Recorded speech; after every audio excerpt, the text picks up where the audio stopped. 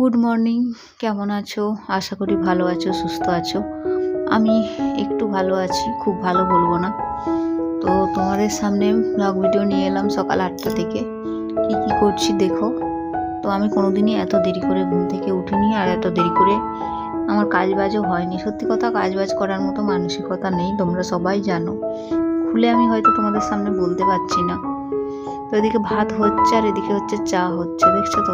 চা হয়ে গেল, চা বিস্কিট খেয়ে নেবো। আর এদিকে ভাত বসিয়ে দিয়েছি, চালটা অনেক সময় লাগাচ্ছে হতে, তার জন্য যে ভাতটা হতে থাকে এদিকে চাটা আমরা খেয়ে নিই। তারপরে রান্না বান্নার কাজে আসবো। তো অনেকদিন হলো এখন একদম আমিষ খেতে ইচ্ছে করছে না, জানি না, মুখে মানে ভালো লাগছে না, মনে হচ্ছে একটু সবজি খাই। তো তার জন্য বললাম যে মুখের স্বাদটা কিরকম একটা লাগছে, ভালো লাগছে না, একটু লাউ ডাঁটা নিয়ে আসো, তাহলে লাউ ডাঁটার তরকারি করবো, ডাঁটা খেতে ভালো লাগছে। তো তার জন্য ডাঁটা মানে লাউ ডাঁটা নিয়ে এসছে, ওই ডাঁটার তরকারি হবে, ডাঁটা আলু বেগুন দিয়ে একটা তরকারি হবে। আর লাউ আছে কালকে, সে লাউয়ের একটা তরকারি হবে। আর ওই শাকগুলো ভাবছি একটু ভেজে নেবো, তাহলে আজকে এটাই হবে, আর কিছু করব না। তো বিশ্বাস করো, আমার শাক ভাজা খেতে কিন্তু খুব ভালো লাগে। সে যেই শাক হোক না কেন, পালং শাক, লাউ শাক, লাল শাক, যাই শাক হোক, মানে শাকের ভাজাটাই যেন আমার খুব ভালো লাগে। তো হাজবেন্ডকে বললাম আজকে শাক আনার দরকার নেই, যেহেতু লাউ ডাঁটা আনছো, মানে লাউ ডাঁটার সাথে তো শাক থাকবে, তো ওই শাকই ভাজা করব। আর বেকার আর শাক এনে লাভ নেই, ফ্রিজ ট্রিজ তো নেই, নষ্ট হয়ে যাবে। ফ্রিজ কেনাই হয়নি, কেন বলো তো, এখানে ভাড়া বাড়িতে এত জিনিস কিনে নিলে হবে না, আবার এগুলোকে নিয়ে যেতে হবে, তার জন্য। তো এদিকে রান্নাটা বসিয়ে দেবো।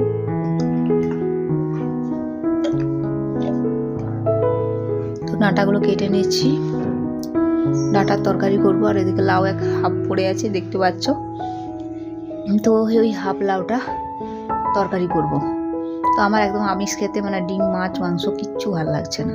কালকে ইলিশ মাছ খেয়েছি, তো ওই জন্য হতে পারে খাচ্ছি না, এমন নয়। এদিকে রান্না বসিয়ে দেবো।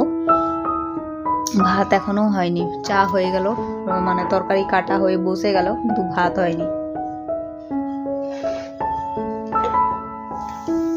ফোড়ন দিলাম লঙ্কা, একটা লঙ্কা ফোড়ন দিয়ে একটু হলুদ দিয়ে দিয়েছি যাতে না ছিটকে আসে। আর এই যে বসিয়ে দেবো, সবজিগুলো খুব সুন্দর করে ভাজবো। তো ভেজে তারপরে হচ্ছে একটু জিরে বাটা দিয়ে দেবো।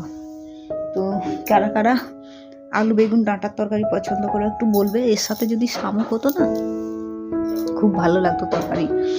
শামুক কারা কারা খেয়েছো আমাকে কমেন্টে বলবে।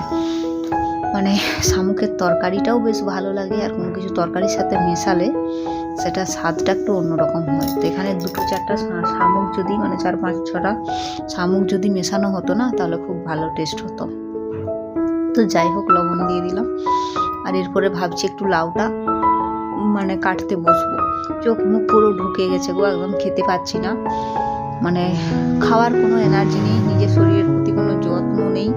দেখে বুঝতেই পারছো, মুখে মানে আয়নায় মনে হয় 2-3 দিন আমি মুখই দেখিনি, চুল চিরুনি করিনি, কিরকম একটা লাগছে জানো তো। যাকে শরীর আছে, শরীরটাকে বাঁচিয়ে রাখতে হবে। শেষ করে দেবো বলে তো এক্ষুনি শেষ হয়ে যাবে, তো সেটা তো করতে পারবো না, বাঁচিয়ে রাখতে হবে। তার জন্য খেতে হবে কিছু না কিছু হলো। একটু রান্না করছি, নাই তো এতদিন আমি করতে মানে রান্না করিনি, আমার হাজবেন্ডই করছিল। কি করব, আমার ভাল লাগছিল না, কোনো কিছু ভাল লাগেনি। ভালো না লাগার অনেক কারণ, সেগুলো বলতে পারছি না জানো তো। তোমাদের সামনে হয়তো বললে কিছুটা বুঝতে পারতাম যে কি করা উচিত কি না, কিন্তু বিশ্বাস করো আমি কাউকে শেয়ার করতে পারছি না। নিজের মধ্যে গুমড়ে আছি, শেষ হয়ে যাচ্ছে যেন, ভিতরটা পুরো শেষ হয়ে যাচ্ছে। এদিকে দেখো ওয়েদারটা কি সুন্দর লাগছে না, গরমকাল তো পড়েই গেছে, বলার নেই কিছু। তারপরে এই যে চলে এলাম লাউ কাটবো, লাউয়ের তরকারি হবে। লাউটা একদম কি বলবো, অনেকদিন হয়ে গেছে না, শক্ত হয়ে গেছে, বীজগুলো খুব একটা ভালো হয়নি। তো কেমন লাগলো ব্লগটা আজকের অবশ্যই জানাবে। আমি জানি খুব ভালো ব্লগ আমি করতে পারিনি, যতটুকু করেছি তোমাদের মন রাখার জন্য করছি, মানে যা করছি দেখাচ্ছি। খুব ভালো করে যে ব্লগ করব, তোমাদের সামনে আনবো, সেটা করতে পারছি না। তো একটু মানিয়ে নিও, পাশে থেকো, কি বলবো বলো, মন মেজাজ ভালো নেই, মানসিক অবস্থা ভালো নেই। তো আজকের মতো এখানেই ব্লগটা রাখলাম। খুব বড় করছি না। সবাই ভালো থাকো, সুস্থ থাকো, তোমাদের আশীর্বাদে যেন আমিও ভালো থাকতে পারি, সুস্থ থাকতে পারি।